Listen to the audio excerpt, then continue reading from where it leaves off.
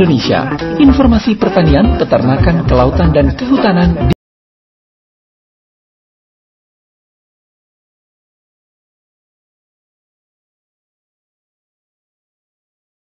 Anda masih setia bersama kami dalam rangkaian Kupang sore ini, dan saya Vero masih setia untuk menemani Anda sampai nanti kita tuntas di Kupang malam ini. Namun untuk kesempatan kali ini di Kiprah Indonesia, kurang lebih selama 30 menit ke depan, kita akan berbicara terkait mengenai potensi dan progres produksi garam yang ada di Sabu Raijua. Wah, sangat terkenal ya kalau garam di Sabu Raijua. Dan oleh karena itu di ujung telepon saat ini Vero tidak sendirian, karena Vero sudah bersama dengan Insinyur Bapak Marten Diratome yang merupakan mantan Bupati Sabu Raijua, yang juga penggerak yang luar biasa dan saat ini juga sudah kembali membangkitkan. Apakah benar sudah kembali membangkitkan garam di Sabu Raijua? Kita langsung menyapa saja. Selamat sore Bapak Marten. Selamat sore Bu Vero, selamat sore semua pendengar RRI di mana saja berada. Assalamualaikum warahmatullahi wabarakatuh. Iya. Selamat sore, shalom. Shalom. Baik. Ya. Terima kasih Bapak Marten sudah meluangkan waktunya bersama dengan kami di Pro 1 sore ini ya Bapak. Ya. Baik. Kabar baik Pak? Baik. Luar biasa. Baik. Baik, kita tahu bahwa garam dari Sabu Raijua ini, Bapak, ini kan punya kualitas yang baik, cukup baik dan bisa dibilang baik sekali begitu. Dan pada zamannya beberapa tahun yang lalu gitu ya, produksi garam ini sangat terkenal, bahkan sudah terekspos di berbagai media, bahkan medianya sampai media nasional. Nah, belakangan ini bagaimana kabarnya nih Pak Marten? Apakah masih berpotensi? Jadi tentunya kita tahu bahwa sekarang Bapak Marten aktivitas sehari-hari kayaknya fokus di garam nih. Kabar garam Sabu Raijua sekarang ini seperti apa? Apakah masih ada, Pak Marten? Baik, terima kasih Bu Vero. Iya. Memang pada tahun 2013 lalu kita mencoba untuk membangun tambak garam. Tapi tambak garam ini berbeda dengan tambak garam yang ada di tempat lain. Di Sabu Raijua tidak ada muara yang bisa kita andalkan menjadi tambak garam. Di sini hanya ada hamparan pasir yang bisa kita manfaatkan, tetapi dengan teknologi geomembran. Dan pada waktu itu kita mencoba untuk bangun 1 hektar untuk uji coba. Tetapi kelihatannya hasilnya sangat baik, apalagi kalau misalnya terjadi pada musim panas sekali, puncak musim panas pada September Oktober, 1 hektar itu bisa menghasilkan 45 ton per bulan. Nah, ini luar biasa. Dari situ lalu kemudian kita mulai melakukan pengembangan. Tapi sampai dengan tahun 2016, jujur saja bahwa ketika saya bermasalah hukum, saya keluar dari daerah ini, dan pada akhirnya ini dibiarkan terlantar, tidak dilanjutkan oleh teman-teman yang melanjutkan pemerintahan di daerah.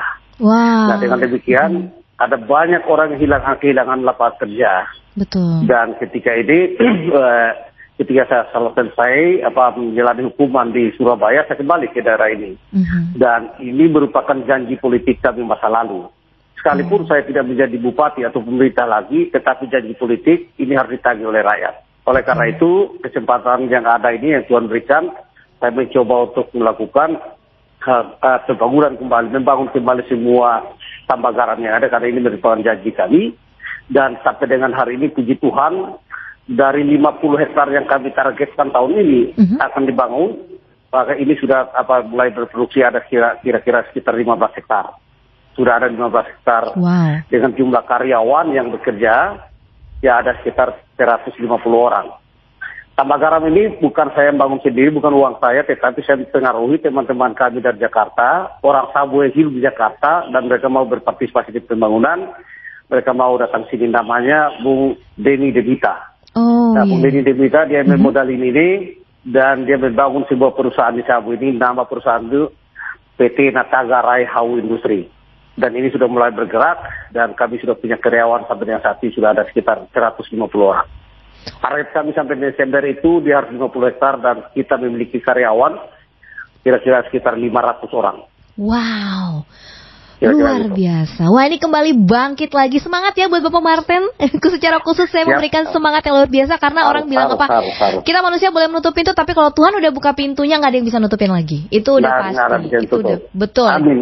Iya, Bapak Martin. Jadi semua tuh ada maksud Tuhan sebenarnya. Kehadiran Bapak Martin sekarang ini juga pasti ada maksud Tuhan. Sampai akhirnya kembali bangkit lagi tambak garam di Sabu. Ini kalau mau dibilang kenapa sampai bisa terlantar? Coba pikir ya. Berarti Bapak Martin ini sebenarnya penggagasnya juga dan penyemangat, support juga supaya Sabu makin maju. Ada keinginan untuk itu ya, dan itu sangat-sangat bagus, positif buat masyarakat di sana, bahkan membuka lapangan pekerjaan. Luar biasa Bapak. Semangat ya Pak Martin dan teman-teman. Nah, kalau sekarang untuk kita bicara soal berapa besar potensinya, karena kita tahu untuk NaCl-nya itu kan untuk garam di Sabu Rejua itu mencapai 98,23%. Kalau tidak salah, ini hasil uji dari Sukavindo tahun 2021 yang lalu nih ya. Masih sama dijaga dong ya untuk presentasi kualitas premiumnya nih. Ya, gini. Potensi lahan tambak garam Sabu Rejua ini ada sekitar 1.500 ada. Itu potensi. Tapi siap dibangun itu ada sekitar 400 sampai 500 hektar. Oke. Nah, sekarang ini kita lagi mempengaruhi atau mengajak teman-teman dari luar untuk mereka mau berinvestasi di Sabu, karena mengandalkan uang pemerintah tidak mungkin. Kita juga tidak punya uang. Dan puji Tuhan bahwa ini sudah mulai dibangun pelan-pelan. Target kita sampai di akhir Desember ini sampai kalau bisa 50 hektar. Susah juga kerjanya, tidak mudah kerjanya. Iya, betul. Nah, bagi kami bau tambak garam ini sebenarnya bukan bicara masalah gaya-gaya supaya kita menghasilkan garam, bukan itu. Ada 3 hal yang harus kita pikirkan. Yang pertama, Sabu Rejua ini termasuk daerah paling miskin di NTT ini, nomor 2 termiskin di NTT. Dan memang demikian betul. Kalau orang mau melihat kemiskinan yang absolut itu ada di Sabu Rejua. Kemiskinan absolut itu ada orang yang sulit membiayai hidupnya sendiri. Sulit makan, sulit minum, sulit pakaian dan sebagainya. Ini begitu di Sabu Rejua. Ini tidak perlu malu untuk mengatakan ini. Karena itu tugas pemerintah adalah selesaikan persoalan ini, karena kemiskinan ini. Caranya adalah kita tempuh adalah yang pertama kita cipta lapangan kerja dengan kegiatan-kegiatan seperti ini. Karena tambak garam ini menjadi potensi lapangan kerja yang sangat besar, dan ini bisa melibatkan banyak orang, baik yang bersekolah maupun yang tidak bersekolah. 1 hektar 10 orang tenaga kerja yang kita rekrut di situ. Jadi semakin banyak hektar semakin banyak orang terlibat. Itu satu. Yang kedua, berkaitan masalah pergerakan ekonomi itu mati sebenarnya ketika uang tidak beredar. Tapi dengan adanya orang bekerja di sini, maka saya pikir bahwa ekonomi akan perlahan-lahan tumbuh dan bangkit. Lalu ketiga, dengan demikian angka kemiskinan kita tertekan. Usaha tambak garam dia memiliki efek domino yang sangat besar. Apa itu? Bahwa dengan tambak garam bukan hanya menghidupkan mereka yang bekerja di situ, tetapi juga para pengusaha-pengusaha misalnya memiliki kendaraan, trek misalnya. Ini dia bisa dapat uang karena dia angkut garam dari tambak garam. Para di situ juga ada para konjak dan setir. Ini juga mereka akan bisa hidup dari situ. Betul. Demikian para buruh di pelabuhan. Saat bongkar muat itu mereka bisa dapat kehidupan di situ.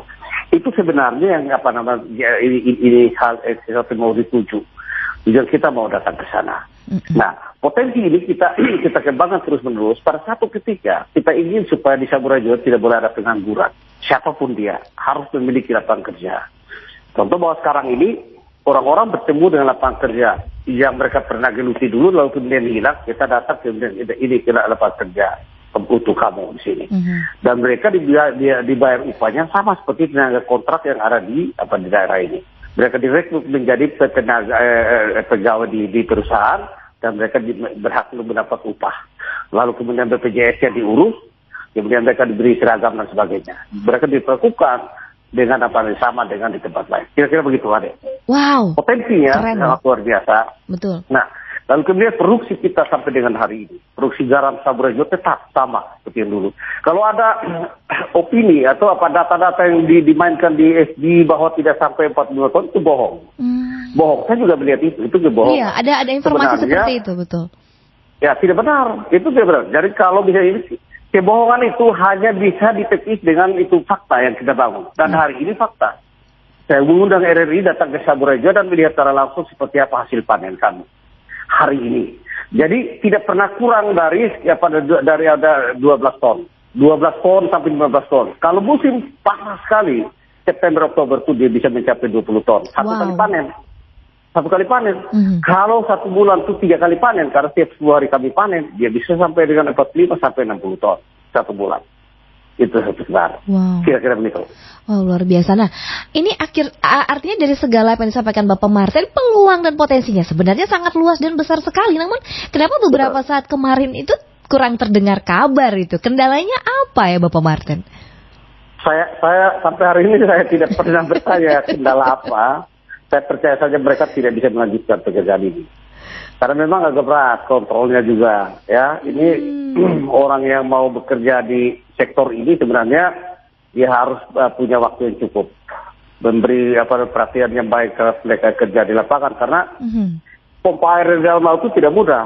Oh. Dia harus menyesuaikan waktunya dengan naik turunnya air laut. Saat air laut turun, ya tidak bisa pompa air. Saat dia naik, kemudian kita bisa pompa air. Gitu. Nah, kalau bisa terjadi tengah malam, maka orangnya harus bekerja tengah malam.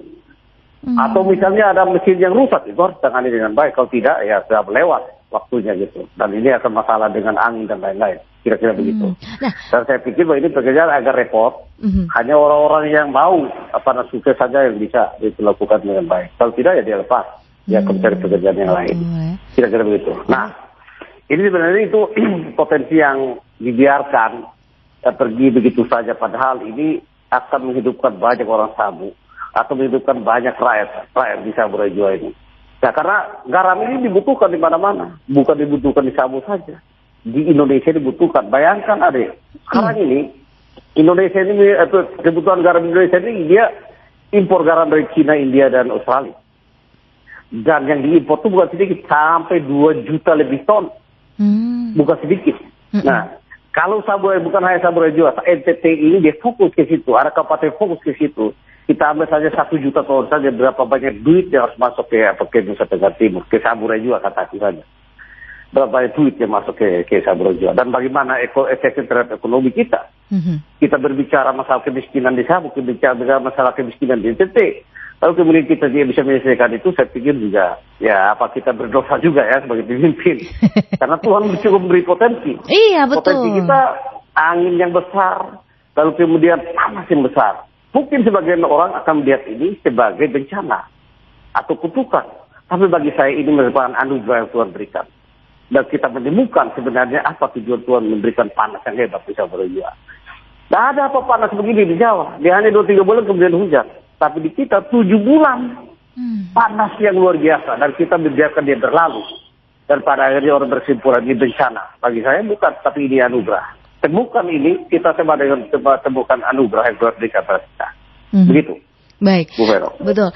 Menarik sekali Bapak Martin ya, karena begini, kita bisa belajar dari Saburai Jua ya, untuk daerah-daerah lain menggali potensi khususnya garam ya. Kan pasti ada data gitu, surveillance gitu yang mungkin mereka menilai di daerah sini juga kadar garamnya lumayan nih, ini bisa juga nih. Nah, bisa belajar dari Saburai Jua strateginya seperti apa, saling ibaratnya studi banding lah begitu, yuk bareng-bareng gitu kan ya. Satu hal yang menarik lagi terkait mengenai garam ini, seperti yang disampaikan Bapak Martin, pengelolaan garam Saburai Jua ini tentunya memberikan dampak yang sangat besar untuk kemakmuran rakyat di Saburai Jua. Sinergitas bersama pemerintahnya seperti apa? Pemerintah daerah setempat nih, Bapak Martin. Pemerintah daerah, ya saya pikir kan pemerintah daerah ya tahu lah, kita lapor, tahu mereka kita. Saya kan datang ke pemerintah, saya lapor. Waktu itu saya datang bertemu dengan bupati dan saya tanya, kenapa ini tidak dilanjutkan? Benar. Ya mereka tidak bisa menjawab dengan baik, dan saya mengatakan kalau kalian tidak bisa lanjutkan, beri saya surat rekomendasi untuk saya cari investor. Dan saat itu saya mencari investor dan kita mulai bekerja. Mereka tahu bahwa kita bekerja. Dan baik saja. Dan memang dulu kalau kami rintis ini pemerintah yang kelola. Lalu sambil itu kita membangun sebuah koperasi. Lalu koperasi itu nanti kita akan delegasikan untuk dia kerjakan ini semuanya. Karena pemerintah tidak boleh menjadi pengusaha. Betul. Pemerintah tidak boleh bekerja seperti ini. Apalagi pemerintah menjual-jual, nggak boleh. Pemerintah tidak boleh menjual. Saya tahu aturannya, karena itu ada koperasi. Tapi koperasi itu mati, gitu loh. Waduh. Nah, sekarang ini sudah bangun lagi kembali. Kita minta pada pemerintah supaya serahkan itu aset yang ada ini, biar diambil ada koperasi hidup kembali. Tugas pemerintah itu membina koperasi. Tapi yang ada membinasakan, itu dibinasakan, itu bahaya gitu loh. Nah, itu berbahaya. Bukan membina tapi membinasakan. Itu berbahaya. Dan ini sudah mulai jalan, baik itu garam meja maupun garam kasar ini kita sudah punya. Saburai Jua udah mulai bangkit kembali. Wah, ini udah mulai bangkit sejak kapan, Bapak Martin? Sudah. Sejak saya pulang kerja dan ini sudah hampir 2 bulan sudah mulai produksi. Wah, mantap. 15 hektar ini sudah mulai jalan dan 1 bulan kita sekarang ini kita bisa menghasilkan sampai 400 ton untuk sementara. Wow. Saya yakin nanti sampai dengan September Oktober itu kita bisa sampai dengan 20-30 hektar. Dan itu bisa 1 bulan itu bisa kita menghasilkan ribuan ton. Begitu. Sudah ada demand-nya, permintaannya begitu untuk siap kita? Di mana-mana, dari mana-mana. Wah, mantap nih dari dong. Kupang dan Surabaya dari mana-mana gitu. Malah dari Jakarta tadi masih ada telepon ke perusahaan, ke bagian marketing dan nama mereka itu. Ada yang datang dari Kupang. Jadi garam-garam yang ada di Tanah Merah sekarang ini itu garam dari Sabu. Oh, semua garam dari Sabu mereka bawa kemudian lebur lagi kemudian mereka jual di pinggir jalan. Semua orang-orang itu datang beli di Sabu. Oh begitu, pantas ya, sering dijual di pinggir-pinggir jalan itu ya, Tanah Merah tuh kita lewat sebelah kiri. Iya, itu sudah garam dari Sabu. Oh iya, itu kualitasnya bagus sekali loh itu. Setiap kali pendatang atau wisatawan domestik kalau datang pasti mereka mau beli garam pasti ke situ soalnya, ke Tanah Merah itu. Iya. Tapi garam itu kan yang yodiumnya kan belum bagus. Iya, yodiumnya emang jadi belum bagus gitu. Nah, kalau ada garam yang kita bikin itu cap otak berlian dulu. Jadi cap otak berlian yang saya bikin dulu, kemudian mereka rubah lagi, saya pergi rubah menjadi cap otak saja. Jadi kosong, tidak ada berlian, jadi cap otak kosong saja. Kan dulu cap otak berlian, tapi sekarang cap otak kosong saja. Cap otak kosong, itu gimana sih? Ya, bukan. Arti kan tidak ada apa-apa di belakang. Iya, tidak apa-apa, tidak ada embel-embel. Iya. Cap otak saja dan kosong, tapi dulu cap otak berlian. Oh iya. Oh, dirubah sedikit ya, dihapus yang nggak penting ya. Nah itu dia kan, rubah-rubah nama kan baik juga kan, itu kerjaan namanya. Kerja juga namanya. Oke, baik. Bagaimana ini antusias dari masyarakat ya dengan dibuka kembali nih ya, tambah garamnya diproduksi lagi dan bahkan sudah merekrut kurang lebih 500 pegawai gitu loh. 150. Sudah 150. Dan kita beri upah. Dan diberikan upah selayaknya pekerja pada umumnya. Nah, ini luar biasa nih. Itu bagaimana antusiasme dari masyarakat ini? Khususnya yang mungkin gimana? Ini masyarakat yang pernah bekerja dulu, lalu kemudian hilang, dan mereka sangat merindukan. Jadi dari mana-mana mereka minta, Pak di sini lagi, Pak di sini lagi. Tapi kan kami belum bisa penuhi itu. Kita tidak bisa kerja sporadis karena itu butuh ketelitian juga. Jadi tidak semua orang bisa menangani misalnya geomembran, sambung-sambung geomembran, tidak mudah juga kerjanya itu. Semuanya ini kan dia digelar geomembran di atas pasir. Geomembran harus sambung-sambung, tidak satu lembar. Nah, lalu kemudian kita juga anggaran kita juga tidak terbatas juga gitu loh. Karena itu kita tidak bisa buru-buru ya, kita sesuai dengan kemampuan saja. Dan kalau misalnya nanti dari pihak Cina Australia yang sudah datang survei dan mereka bawa tim ahli dari Madura, baru saja pulang minggu lalu, mereka sudah mau mulai lagi katanya pada bulan akhir Agustus atau awal September ini. Dan mereka bisa lahan sampai dengan 1.500 hektar. Dan saya sudah siapkan, saya sudah tantangan MOU dengan beberapa tuan tanah. Maka saya pikir kerinduan masyarakat mereka mendapat lapangan kerja ini akan terobati, tidak akan terjawab. Kira-kira begitu. Karena bukan hanya satu yang akan berinvestasi Sabu, ini ada 2-3 yang mau datang ke Sabu. Kira-kira begitu. Antusias mereka sangat luar biasa. Bapak Martin, kan kemarin tuh sempat di 2021 ya, itu masalah imbas kebijakan impor ya. Kalau tidak salah itu 20.000 ton garam industri Saburai Jua itu yang tidak laku dijual, nganggur ya. Tapi tidak akan mungkin terulang lagi ya kejadian ini ya Pak Martin ya. Oh begini, ini kan bukan bicara masalah tidak laku jual. Itu kenapa itu? Pemerintah tidak mau jual. Oh, ternyata ini penyebab yang sebenarnya ya. Dia tidak mau jual gitu loh. Dia tidak mau jual. Jadi sampai dengan seroja kemarin gudang terbongkar bangkir, lalu kemudian saya datang, saya mulai masuk keluar gudang, kemudian mereka buru-buru jual. Oh my God, gitu. Aduh kasihan. Jadi jujur saja bahwa tahun 2017 itu puncak itu produksi garam tertinggi di Sabu. 17. Saya pantau gitu. Pada saat itu kelangkaan garam di Indonesia dan harga paling tinggi. Garam saat itu ada sekitar puluhan ribu ton di Sabu. Dan garam itu harganya 1 kilo tuh dengan 1.150 di pemerintah, tapi di pedagang tuh sampai 2.500 2.250. Wow. Kalau seperti itu uangnya apa? Pulang liar. Uangnya pulang liar. Lalu kemudian apa benar? Saya tidak tahu. Saya tidak pernah cek apakah uang masuk ke daerah itu sesuai dengan itu atau tidak. Betul. Kemudian garam di Sabu tiba-tiba terhenti. Ya, ada opini yang berkembang bahwa seolah-olah tambah garam di Sabu rusak karena seroja. Itu bohong, tidak benar. Seroja itu hanya mendadak menyapu itu sampah yang ada. Itu sudah dibiarkan rusak di mana-mana. Dan ini fakta. Saya bicara fakta. Kenapa saya harus ngomong ini? Saya cari tahu ini karena ini program kami masa lalu. Betul. Gitu, bukan program orang. Tanya apa masalahnya?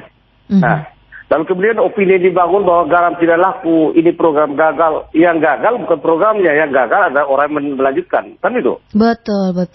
Nah, yang gagal orang melanjutkan. Yang bukan tidak laku garam Sabu sangat laku. Sudah dengan kena seroja hujan di mana-mana, garam masih tetap begitu saja. Dan mereka jual sampai habis sampai hari ini. Yang tinggal hanya kulit-kulit karung-karung yang rusak saja. Ketika saya datang, begitu. Jadi tidak benar bahwa tidak ada rusak. Kalau sekalipun impor garam Sabu itu tetap ada, dia dilaku NTT tetap ada, tetap dia butuh garam. Nah, cuma tidak boleh kemudian lalu mau jual garam, pemerintah yang jual sendiri. Pemerintah bertahan dia jual sendiri, seolah-olah dia menjadi pedagang. Sekalipun undang-undang kan nggak boleh. Tidak boleh, nggak boleh. Itu tidak boleh dia jual. Dia bukan pedagang. Lama-lama pemerintah Sabu Rejo menjadi pedagang bawang di pasar impres. Itu berbahaya. Baik. Nah, kalau begini itu harus diberi pencerahan pada mereka supaya jangan latah bertindak. Mereka pemerintah, mereka memfasilitasi mendampingi pengusaha. Gitu. Begitu ada. Betul. Satu lagi nih Bapak Martin, PR-nya juga akan menjadi aneh jika garam ini menjadi laris manis gitu ya, demand-nya banyak-banyak, penjualan terjadi, uang kan masuk nih, tapi kalau Sabu tidak makmur atau perekonomiannya masih begitu-begitu saja, ini tanda tanya besar sebenarnya ya Bapak Martin ya. Betul. Ya, itu. Dan memang faktanya itu.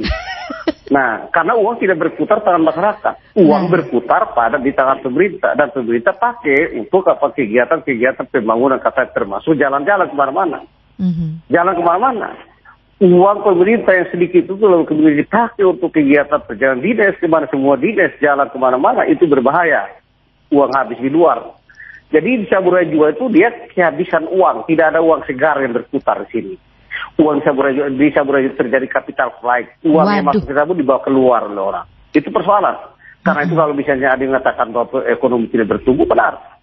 Karena tidak ada uang segar. Nah. Begitu, di Sabu Rejo. Nah, ini PR besar. Ini bolong besar sebenarnya yang harus ditambal gitu ya. Karena tentunya masyarakat sudah teredukasi nih, udah tahu, masyarakat makin pintar kan. Ini udah ada tambak barang di Sabu Rejo nih, kita udah kerja nih, seleri pegawainya aja udah UMP gitu ya, misalnya ya. Terus ini penghasilan terus, impor terus, ada pemasukan di mana gitu ya, untuk pembangunan Sabunya di mana. Nah, ini akan menjadi Jadi gini sebenarnya. Jadi gini, untuk sementara karena ini sudah pihak ketiga masuk. Perusahaan, lalu kemudian perusahaan direktur tenaga kerja yang adalah orang Sabu. Mantap. Pemerintah sekarang ini tidak boleh melihat keuntungan Sabu Rejo itu hanya dari sisi berapa banyak uang yang masuk ke kantong daerah. Tapi keuntungan pemerintah adalah berapa banyak tenaga kerja yang merupakan warga mereka yang mendapat lapangan kerja dan mendapat penghasilan dari situ. Betul. Uang dari orang-orang inilah yang akan menyebar, beredar dengan baik di Sabu. Ada orang punya tenaga kerja sini, tapi ada orang yang kerja pertanian di sana. Kan begitu. Betul. Jadi orang yang jual hasil sayur, tomat dan lain-lain bisa dibeli langsung karena uang gampang beredar di sana juga. Betul. Nah, itu dia, perusahaan juga membayar pajak dan lain-lain. Benar. Itu kira-kira yang jadi sisi untung bagi pemerintah dan masyarakat. Kira-kira begitu ada. Benar sekali Bapak Martin ya. Asas pembangunan negeri ini asasnya tripartit. Pemerintah, pengusaha dan masyarakat harus bekerja sama. Karena itu tidak boleh ada upaya-upaya untuk merusak, apalagi melarang, itu tidak boleh. Jokowi perintahkan di mana-mana supaya aset-aset yang mengganggu itu segera dirusakkan pada pihak ketiga.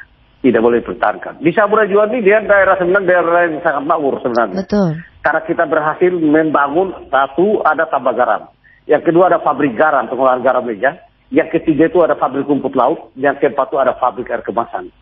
Saya bermasalah hukum tahun 2016 itu, sebelum itu saya telah alokasikan dana untuk membangun sebuah pabrik karung plastik.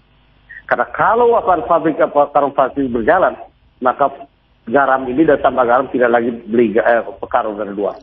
Kita beli ambil dari tempat itu. Produksi sendiri ya, benar. Ya. Benar, waduh. Saya sebenarnya masih ingin ngobrol banyak dengan Bapak Martin ya, tapi karena waktu kita sangat terbatas, 30 menit saja Bapak. Mungkin yang terakhir Bapak bisa menyampaikan harapannya ya. Harapannya terkait dengan saat ini ya, produksi garam, bahkan juga sudah merekrut anak-anak Sabu sendiri untuk bekerja. Ini satu hal yang luar biasa. Seperti apa harapan Bapak Martin ke depan ini? Harapan kita bahwa semua orang Sabu harus mendukung kegiatan ini sehingga ketika lapangan kerja baru bagi semua anak-anak kita yang apakah bersekolah, yang tamat pendidikan SMA, SMK atau perguruan tinggi atau mungkin juga tidak bersekolah boleh bekerja di situ. Itu satu. Kedua, kebutuhan garam nasional kita terlalu besar dan itu bisa di cover oleh produksi dalam negeri kita. Bukan hanya di Sabu Rejua. Saya menghimbau semua teman-teman di kabupaten lain, para bupati, wali kota, gubernur misalnya, kita fokuskan satu usaha kita fokuskan ke garam, sehingga kita mengurangi impor garam nasional itu. Kalau NTT bisa menghasilkan garam sampai dengan 1 juta ton saja, terlalu besar uang yang masuk ke NTT. Apalagi dan termasuk ke Sabu Rejua. Tapi harapannya mari kita dukung program di Sabu Rejua, mari dukung program ini. NTT baru juga melihat ini supaya ke depan NTT harus terkenal dengan garam dan pemasukannya akan menjadi sangat baik. Saya pikir itu, Ade. Baik, terima kasih Bapak Martin sudah meluangkan waktunya bersama dengan kami. Sukses buat Bapak ya, terus berjuang demi memakmurkan masyarakat di Sabu dan juga NTT ke depannya, pembangunan terus terjadi ya. Ini yang paling penting bagi kita. Sukses buat Bapak, sekali lagi salam buat keluarga. Selamat sore Bapak. Salam buat teman-teman. Terima kasih. Ya, pendengar, demikian tadi perbincangan kita dalam Kipra Indonesia mengenai potensi dan progres produksi garam di Sabu Rejua bersama dengan mantan Bupati Sabu Rejua yang saat ini sudah fokus untuk mengurus garam yang ada di Sabu Rejua untuk kembali membangkitkan yang sempat tertidur ya, bangkit kembali, produksi lagi dan bahkan merekrut para pekerjanya itu langsung dari orang Sabu sendiri ya, supaya yang menganggur tuh ayo datang. Serahkan diri. Kalau mau bilang sih datang ya untuk bisa bekerja bersama dengan Bapak Martin dan teman-teman dan para investornya untuk memakmurkan Sabu dari hasil potensi dan progres produksi garam di Sabu Rejua. Itu Bapak Insinyur Martin di Ratome. Setelah ini kami akan hadirkan untuk Anda lintas informasi Pro 1. Tetaplah bersama.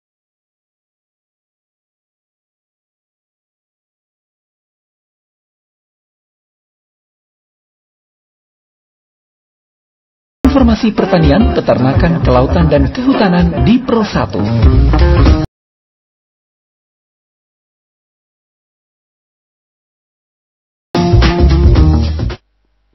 You need coffee, baby. Let's just take it slow. Maybe you and me need a little time to take our minds away. You need coffee, baby. Let's just take your time. I just want to make you smile again. You need coffee, baby. Baby, I just wanna say I'm sorry for the things I used to say. Don't even know what happened to me, and I know it wasn't me. There's a time when love gets hard. Give me a chance to make things right. Everything is gonna be alright. You need coffee, baby. Let's just take it slow. Maybe you and me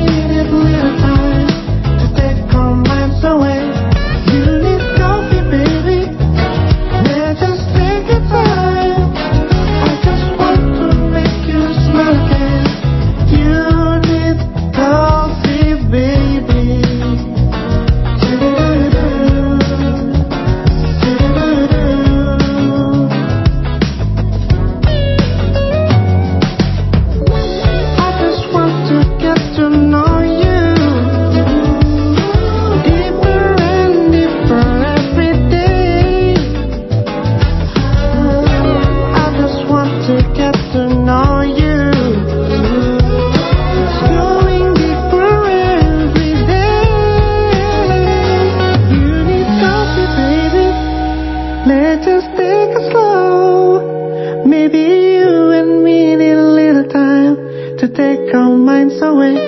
You need coffee, baby. Let's just take your time. I just want to make you smile again. Oh.